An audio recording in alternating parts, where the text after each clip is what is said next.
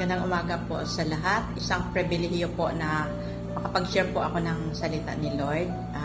Yung title po ng ating devotion po, Love Builds Up, from the book of 1 Corinthians chapter 8, verse 8 to 9. But who does not commend us to God? For neither if we eat are we the better, nor if we do not eat are we the worse. Verse 9, but beware lest somehow this liberty of yours become a stumbling block to those who are weak. Paul wrote this letter to correct problems in the church at Corinth, reminding the people that it wasn't enough to say they were Christians. They needed to show their faith by how they live. Paul planted a church in the Greek city of Corinth during his second missionary journey, but some problems arose after he left.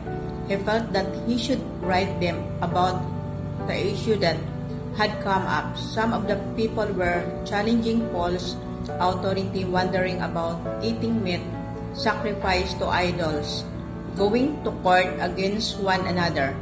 Paul addressed these problems, trying in many of the basic teaching of the Christian faith. Paul described how eating meat sacrificed to idols is not necessarily wrong but should be avoided. It causes others to sin. But food does not bring us near to God. We are no worse if we do not eat, and no better if we do. Be careful, however, that the exercise of your freedom does not become a stumbling block to the weak. It's important to communicate to believer that there are some laws God clearly commands and some decisions He allows us to make, but all actions should be taken with love. We have incredible freedom under grace. However, our freedom never gives us the license to destroy our weak brothers or sisters walk with the Lord. Let's use our freedom considerately, especially toward our new brothers and sisters in Christ. These new Christians need our encouragement.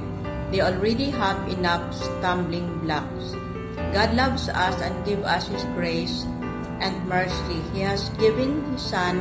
The blood of Jesus covers all sin, and because of that, we are not bound to a series of rules.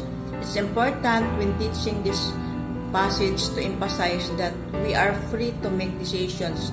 We should also consider how our actions and cues will impact others. As God loves us, we love and care for those around us. Maraming salamat po. Bye po. See you tomorrow.